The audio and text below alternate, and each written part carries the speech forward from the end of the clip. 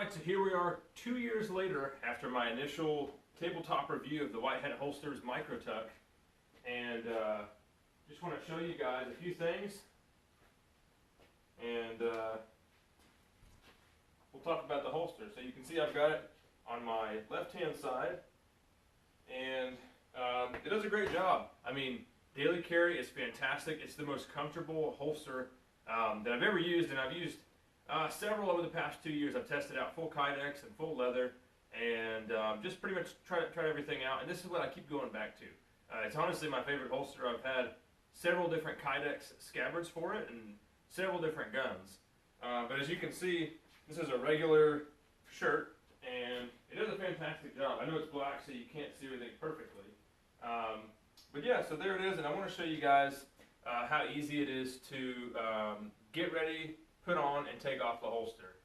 There's a couple different clip designs. They have the metal spring steel clips, and they have these nylon molded clips. So to take it off, grab the bottom of the clips, and you pull outwards. They hold on pretty well, so it's not easy to do if you don't want to, but they come off really easily when you know what you're doing. So that's how they go on, and then to show you, I'm going to go ahead and reinstall it with the firearm out without adjusting my belt at all, just to show you how easy this is. So I start with this first clip, raise the clip over, stick in the Kydex part, and then sink it down until where I get to my second clip, and just lift that clip up and over. Then you have to give it a little extra push to make sure it really grabs that belt, and it grabs the 1.5 inch belts really, really well. The spring steel clips have a little more room for the larger belts, but yeah, that is pretty much it. And as you can see, there's not any obstruction from my body pushing against the leather that makes it hard to reholster. So overall, an awesome holster. Let's take it down to the tabletop and go over some specifics. Alright, so here we've got it out of the table so we can go over a few things and go ahead and get this firearm out of the way so you can see the holster. And the leather piece was made 2 years ago when I first got the holster. It's actually been a little bit longer than 2 years. And then I just recently got this scabbard, which I thought was pretty funny. It's a play on the "Don't Tread on Me."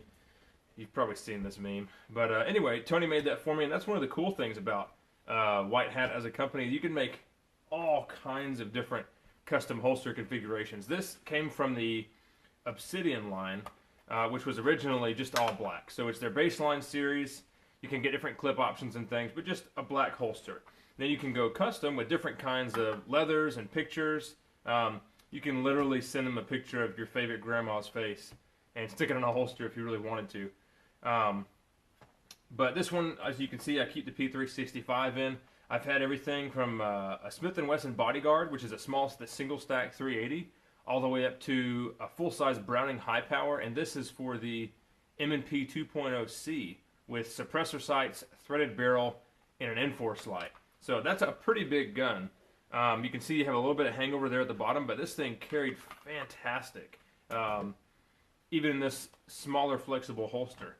So let me go ahead and show you some of the other clips and tell you about them.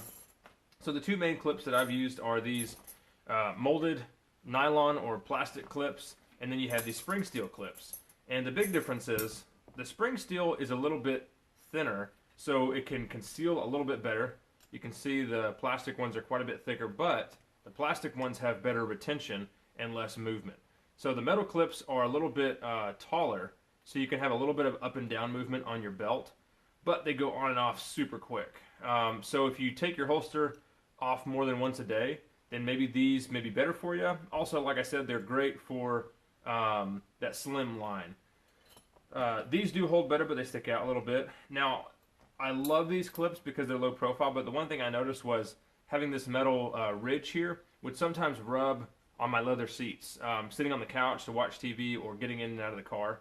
And I mean, normally your shirt is covering it, so it's not a big deal. It was just something that I noticed. It never hurt anything, but I just figured I'd throw it out there. So these are the clips I like the best. You can also get the ulti-clip, which is a little bit different design.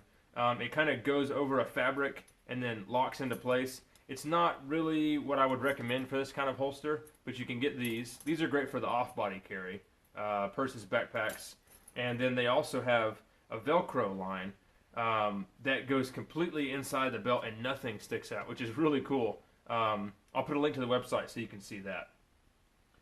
But yeah, really, really awesome. Like I said, I've had several different holsters. This is the one I keep going back to. The flexibility is something that I think is a really good plus. This is a thinner leather than I think they use now, but I really like it a lot.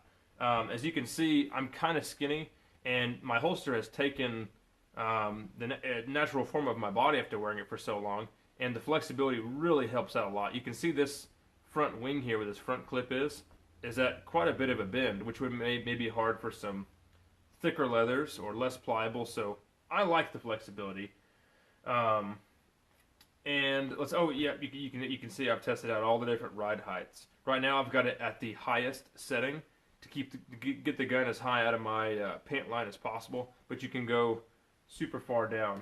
Man, besides that, it really, really is a great platform as far as hybrid holsters go. So you can see, a lot of guys will say, holster retention is the most important thing, and if your gun comes out when you put your holster upside down, then that's not good. Well, not the case in a hybrid holster. So your body is pressing up against this leather piece here, pushing it into the Kydex scabbard. So even with minimal amount of pressure, I'll just use one finger, the gun doesn't go anywhere. I mean, it's super, super solid.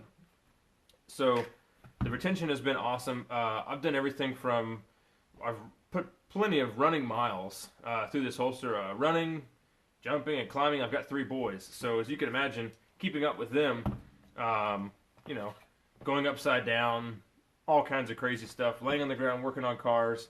I've worked out in the heat, climbed telephone poles, all kinds of stuff in this holster, and it's fantastic. This is your 2-year look at the white hat holsters, and yes, I would definitely recommend this. If you're looking for a holster, definitely consider white hat holsters. I think it's a really cool platform because you can change it as you change guns and as you grow in concealed carry. With a full Kydex holster, you're kind of limited to, once you buy that holster, if you get a different gun, well, you have to buy a whole new holster. Well, with this, you don't. You just buy a new scabbard every time. So I think that's a really cool feature of the white hat holster. If you have any questions, put them in the comments. Thanks for watching.